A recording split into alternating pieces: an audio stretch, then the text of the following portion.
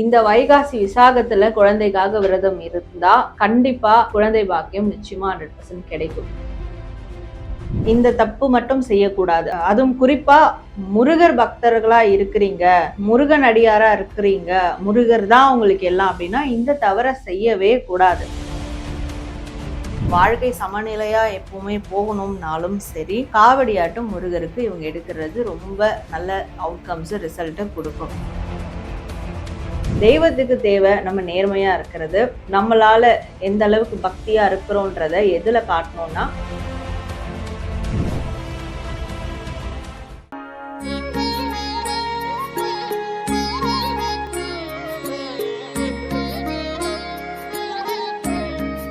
ஸ்ரீ வாராய் டிவி நேயர்கள் அனைவருக்கும் வணக்கம். நான் உங்க ஜித்து. இன்னைக்கு நம்ம கூட இருக்கக்கூடிய ஸ்பெஷல் கெஸ்ட் யாரு அப்படின்னா, south India best tarot card reader and spiritual healer Sara ma'am இருக்காங்க. வணக்கம் மேம். வணக்கம் சார். எப்படி இருக்கீங்க? நல்லா இருக்கேன். எப்படி இருக்கீங்க? சூப்பரா இருக்கு மேம். May 29 வைகாசி விசாகம் வரப்போகுது. ஸோ எல்லா முருக பக்தர்களும் காத்துட்டு இருப்பாங்க. அது போல நானும் காத்துக்கிட்டு இருக்கேன். நான் ஒவ்வொரு வீடியோலையும் பார்த்தீங்க அப்படின்னா சிவபெருமான் மெசேஜ், ஏஞ்சல் மெசேஜ் இந்த மாதிரி நிறைய கேட்டுட்டு இருப்பேன். ஸோ நம்மளுடைய முருகன் மெசேஜும் உங்ககிட்ட கேட்கணும்னு ஆசைப்படுறேன். அது நம்ம எண்டில் வீடியோவோட எண்டில் நம்ம கேட்டுக்கலாம். ஆடியன்ஸ் வெயிட் பண்ணுங்க. அதுக்கு முன்னாடி சாரா மேமுக்கு கிட்ட நான் கேட்குற கேள்விகள், உங்களுக்கும் வைகாசி விசாகத்துக்கும் இருக்கிற கனெக்ட், வைகாசி விசாகம்னா என்ன, உங்களோட பார்வையில் இது எப்படிலாம் விரதங்களை ஃபாலோ பண்ணலான்னு ஒன் பை ஒன்னா கேட்கலாம். நீங்க எப்படி மேம் ஃபாலோ பண்ணுவீங்க வைகாசி விசாகத்துல? பொதுவா விரதங்கனாலே பல வகைப்படும். மெயினா அதுல ஒரே ஒரு விஷயம் மட்டும் நம்ம ஃபாலோ பண்ணணும். விரதத்துல ஃபாலோ பண்ண வேண்டியது, நம்மளால என்ன முடியும், நம்மளால எவ்வளவு கெப்பாசிட்டி இருக்கு, நம்ம உடம்புக்கு எவ்வளவு கெப்பாசிட்டி இருக்கு, அதுக்கு ஏத்த மாதிரி விரதங்களை ஃபாலோ பண்றது ரொம்ப நல்லது. ஸோ அந்த ஒரு விஷயத்த நம்ம எப்பவுமே அதை கடைபிடிக்கணும். இவ்வளவுதான் நம்மளால விரதம் இருக்கணும் அப்படின்றது, அது திருப்தியா இருந்துட்டு போகலாம்.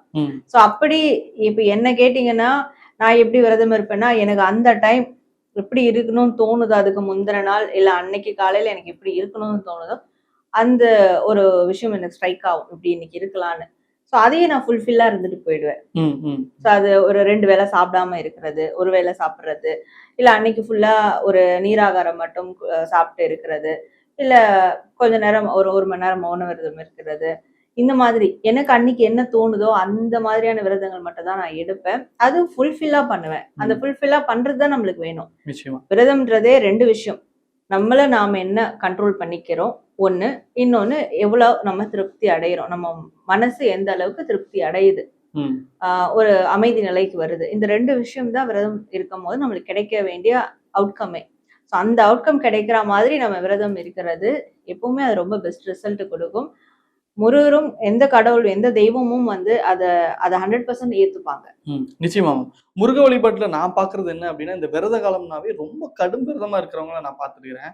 இந்த சஷ்டி விரதங்கள்ல ஒரு சொட்டு கூட தண்ணி குடிக்காம நான் ரொம்ப ஈடுபாடா இருக்கேன்னு சொல்லிட்டு நிறைய பேர் அது பாசிட்டிவா, நல்ல உடல் நலம் இருக்கவங்க பாசிட்டிவா இருக்காங்க. சில பேர் கொஞ்சம் ஏஜ்டா இருக்கவங்க அவங்களோட ஹெல்த்ல இன்னும் பாதிப்படைகிறத நான் நிறைய கேள்விப்பட்டிருக்கேன், கண்ணாலையும் பார்த்திருக்கேன். இந்த மாதிரி சில விஷயங்களும் நடக்குது மேம். அது நீங்க எப்படி பாக்குறீங்க? அதுதான் முன்னாடியே சொன்ன மாதிரி, நம்ம உடம்புக்கு என்ன கெப்பாசிட்டியோ அதுக்கேத்த மாதிரி இருக்கலாம். தெய்வம் அதெல்லாம் தப்பு அப்படின்னு சொல்றதே கிடையாது. ஒருத்தவங்களால 10 கிலோ வெயிட் தூக்க முடியும், ஒருத்தவங்களால 5 கிலோ தூக்க முடியும், அவ்வளவுதான் தூக்கணும். அவங்க தூக்குறாங்கன்ட்டு நானும் போய் தூக்குனா அது என்ன ஆகும்? நம்ம ஹெல்த் நம்ம தான் அது பாதிப்படைய நம்ம வச்சுப்போம். நம்மளே அதை வாண்டடா வச்சுக்கிறது தான், செய்யறது தான். அப்படி நம்மளுடைய கெப்பாசிட்டி என்ன, அதை கண்டிப்பா பார்க்கணும். அப்போ இங்க ஒரு பயம் இருக்கு, தெய்வ குத்தம் ஆயிடும், தெய்வம் அவங்களா செய்யறாங்க நீ செய்யலன்னு நம்மள ஏதாவது பண்ணிடும், அப்படிலாம் கிடையாது. ஸோ அது நம்மளுக்குள்ள உருவாக்குன ஒரு பய உணர்வு தான். அந்த பய உணர்வை கடந்துட்டு தெய்வத்தை நம்முள்ள இருக்கிற ஒரு சக்தியா பார்க்க ஆரம்பிச்சிட்டாலே இந்த பய உணர்வு இருக்காது.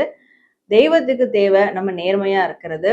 நம்மளால எந்த அளவுக்கு பக்தியா இருக்கிறோன்றத எதுல காட்டணும்னா, நமக்கு செய்யக்கூடிய செயல்கள், நன்மைகள், நல்ல விஷயங்கள், நம்ம செய்யக்கூடிய உதவிகள், தான தர்மங்கள், இப்படியான விஷயங்கள், புண்ணியங்கள், இது மூலியமா தான் தெய்வம் நம்மளை நிர்ணயம் பண்ணும்.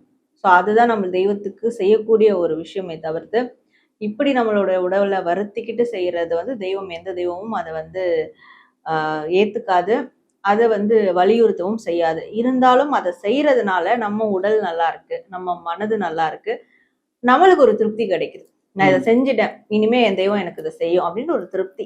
அதுக்கு செய்யலாமே தவிர்த்து முடியாத பட்சத்துல நம்மளை வருத்திக்கிட்டு நம்மளால மத்தவங்களையும் கஷ்டப்படுத்திக்கிட்டு அப்படி செய்யறதுனால எந்த ஒரு பிரயோஜனமும் இருக்காது. ஏன்னா தெய்வத்துக்கு அது பிடிக்காது. மேம் கடவுள் வழிபாட்டுல ஒவ்வொரு நாளுமே சிறப்பா தான் பாக்குறோம். ஒவ்வொரு கடவுளுக்குன்னு ஒவ்வொரு உகந்த நாள் அப்படின்ற மாதிரி நம்ம பாக்குறோம்.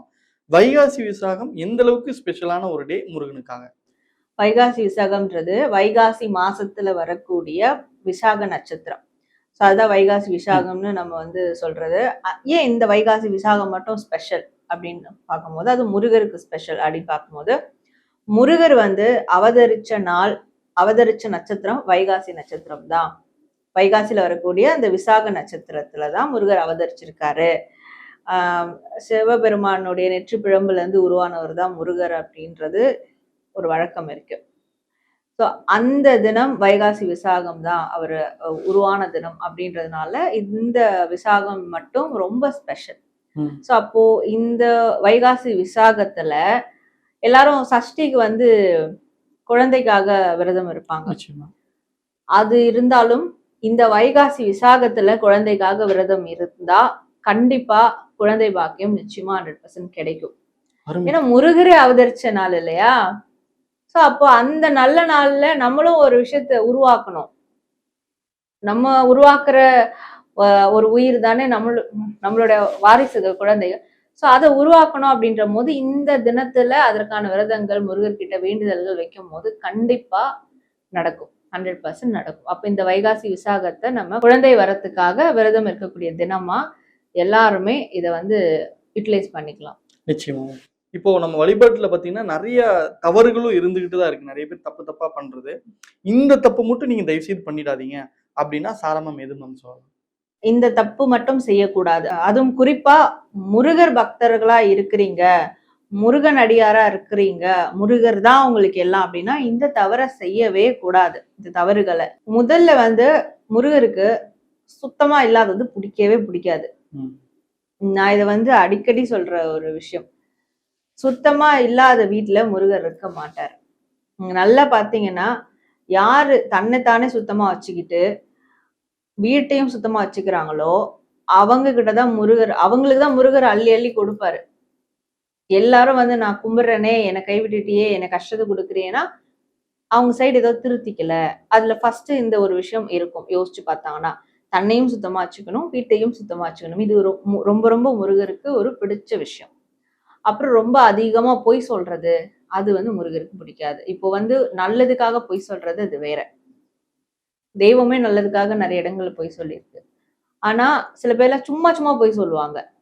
அவங்களுக்கு தப்புன்னு தெரியும், நம்ம பொய் தான் சொல்றோம்னு தெரியும், தெரிஞ்சும் அடுத்தவங்க கிட்ட அங்க அவங்கள நியாயமா காட்டிக்கணும்னு பொய் சொல்லுவாங்க. அப்படி பொய் சொல்ற, அதாவது ஒரு பிரச்சனை, அந்த பிரச்சனைய ஃபேஸ் பண்ணணும், பரவாயில்ல உண்மையை சொல்லி ஃபேஸ் பண்ணிக்கிறேன், அந்த அந்த ஒரு தாக்கம் கொஞ்ச நாள் தான் இருக்கும். ஆனா இவங்க ஒரு பொய், அதை மறைக்க ஒரு பொய் சொல்லுவாங்க. அந்த தாக்கம் அது எத்தனை காலம் இருந்தாலும் அவங்க உண்மையை ஒத்துக்கிற வரைக்கும் அது கடுமையா இருந்துட்டே இருக்கும். அது முருக பக்தர்களா இருந்து அப்படி பொய் சொல்லிட்டாங்கன்னா முருகருக்கு சுத்தமா பிடிக்கவே பிடிக்காது.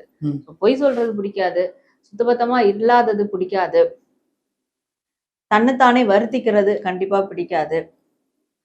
இன்னும் சில பேர் எப்படின்னா கோவில்களுக்கு, தெய்வங்களுக்கு இவங்களுக்கு மட்டும் உண்மையா இருக்கணும்னு நினைப்பாங்க, இவங்களுக்கு மட்டும் நல்லது செய்யணும்னு நினைப்பாங்க. அதே மனிதர்கள் மேல, மற்ற உயிர்கள் மேல அந்த கருணை வராது. உண்மை. அது முருகருக்கு சுத்தமா பிடிக்காது. எப்பேற்பட்ட மாட மாளிகை கோபுரத்துல இருந்தாலும் சரி, எவ்வளவு செல்வந்தரா இருந்தாலும் சரி, அந்த குவாலிட்டி அவங்க கிட்ட இல்லைன்னா முருகர் எப்படி இருந்தாலும் அவங்களுக்கு என்ன தண்டனை கொடுக்கணுமோ கண்டிப்பா கொடுத்தே தீர்வாரு.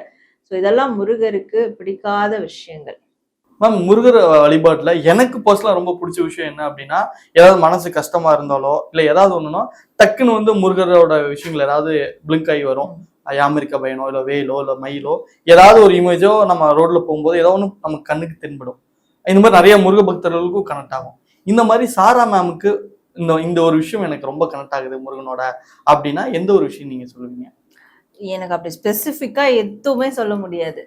ஸ்பெசிஃபிக்கா எனக்கு இந்த வருஷம் கனெக்ட் ஆகும்னு நான் சொல்லவே மாட்டேன். எனக்கு சொல்லவே முடியாது. ஈச் அண்ட் எவ்ரி எல்லாமே அவரோட கனெக்ட் ஆகிதான் இருக்கும். எனக்கு என் வாழ்க்கையே அவரோட கனெக்ட் ஆகிதான் இருக்கும். நான் பிறந்ததே அவரோட கனெக்ட் ஆனதுதான். என் பேரே அவரோட கனெக்ட் ஆனதுதான்.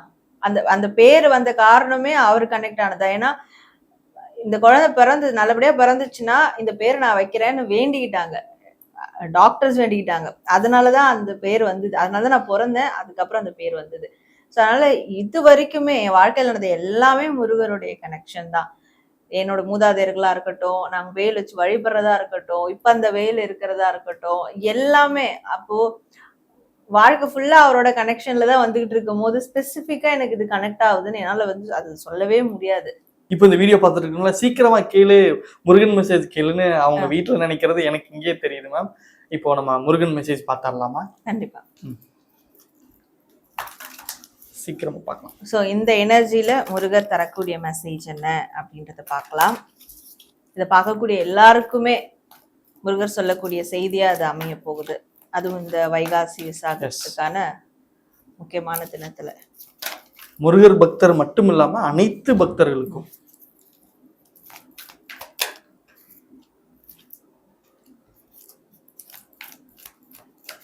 முருகர் மெசேஜ் எடுத்துட்டோம். இவங்களுக்கு வந்திருக்க கார்ட்ஸ் முதல்ல பார்க்கலாம். ஏன்னா இது பார்க்கறதுனால இன்னும் எனர்ஜி கனெக்ட் ஆகும் நம்மளுக்கு எப்பவுமே. கண்டிப்பா. ஸோ இந்த நிமிடம் இந்த எனர்ஜியில முருகர் இவங்களுக்கு தரக்கூடிய மெசேஜ், வாழ்க்கையில எவ்வளோ தூரம் உயர்வான இடத்துக்கு போனாலும் அப்பவும் நல்ல எண்ணங்கள் தான் இருக்கணும். உடனே கேட்பாங்க, நல்ல எண்ணம் தானே இருக்கும், அப்ப எங்க கெட்ட எண்ணம் இருக்க போகுது? ஆனா உயர உயரதான் கெட்ட எண்ணங்கள் அதிகமா வரும். கெட்ட எண்ணங்கள் அப்படின்றத வந்து நார்மலைஸ் பண்ணிடுவாங்க. அதுக்கு ஒரு டேக் கொடுத்துருவாங்க. அது கெட்ட எண்ணம்னே தெரியாத அளவுக்கு ஒரு டேக் கொடுத்து கெட்டதை செஞ்சாலும் அது நல்லதுன்ற மாதிரி செஞ்சிட்டு இருப்பாங்க. ஸோ அது கண்டிப்பா கெட்ட நெகட்டிவான தாட்ஸ் தான். அதுல இருந்து உருவாகிறது தான். அப்போ எவ்வளோ வாழ்க்கையில உயர்வான நிலைக்கு போனாலும் நெகட்டிவ் தாட்ஸ் வரக்கூடாது. அது ஒரு சின்ன ஈகோ சார்ந்த விஷயமா இருக்கட்டும், இல்ல வந்து தான்ற ஒரு விஷயமா இருக்கட்டும், அகந்தை, நான் தான் இதை உருவாக்குனேன், எனக்கு தான் இந்த கிரெடிட்ஸ் வேணும், நான் சொல்றதுதான் சரி, இப்படியான விஷயங்கள்ல இருந்து கூட ஆரம்பிக்கும். அது இவங்களுக்கு தெரியாது. இவங்க வந்து அது என்னோட ப்ரைடு, எனக்கான உரிமை அப்படின்னு நல்ல டேக கொடுத்துருப்பாங்க, உரிமைன்ற டேக் கொடுத்துருவாங்க. ஆனா அது தப்பான ஒரு நெகட்டிவ் தாட்ஸ். அப்படியான எந்த எண்ணங்களும் இவங்களுக்கு வளர வளர இருக்கக்கூடாது. அந்த ஒரு மெசேஜ் வருது. இன்னொன்னு, இன்பத்திலும் துன்பத்திலும் மனதை சமநிலையா வச்சுக்கணும். சில பேரு ஹாப்பி ஆயிட்டாங்க, ஆனா ஊரெல்லாம் சொல்லி வாட்ஸ்அப் ஸ்டேட்டஸ் வச்சு ரணகலம் ஆக்கிடுவாங்க. அதே வந்து ஒரு துன்பம் வந்துருச்சு அப்படின்ற போது அதுக்கும் ஒரு ஸ்டேட்டஸ் வச்சு அழுது புலம்பி அது எக்ஸ்ட்ரீமா நான் வாழவே முடியாததுக்கு மேலன்ற மாதிரி ஆக்கிடுவாங்க. அவங்க சுகத்தை நமக்கு சுகத்தை உண்டாக்கிடுவாங்க. ஸோ எதையுமே அந்த சமநிலையில கொண்டு வர கத்துக்கணும். சந்தோஷமான செய்தி தான், இன்பம் தான், பேரதிர்ச்சி தான், சமநிலையா எடுத்துட்டு போயிடுங்க. அது பெருசா வந்து நம்ம காட்டிக்கணும் அவசியம் இல்லை.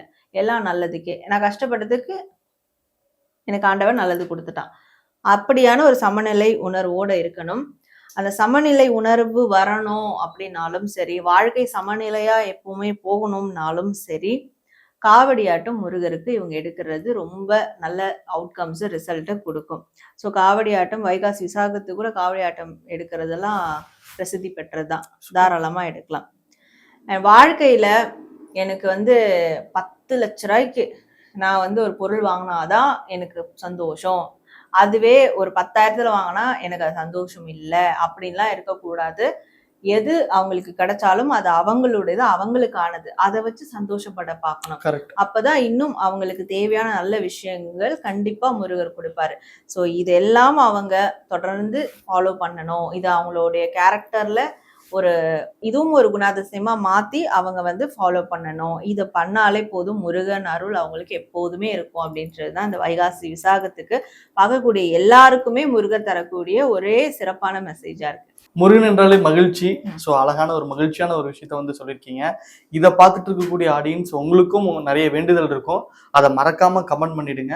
அதுக்கு கீழே ஓம் முருகன்றதையும் மறக்காம கமெண்ட் பண்ணிடுங்க. நமக்காக இவ்வளோ அழகா சொன்ன கருத்துக்கள் சொன்ன சாரா மேமுக்கு நன்றி.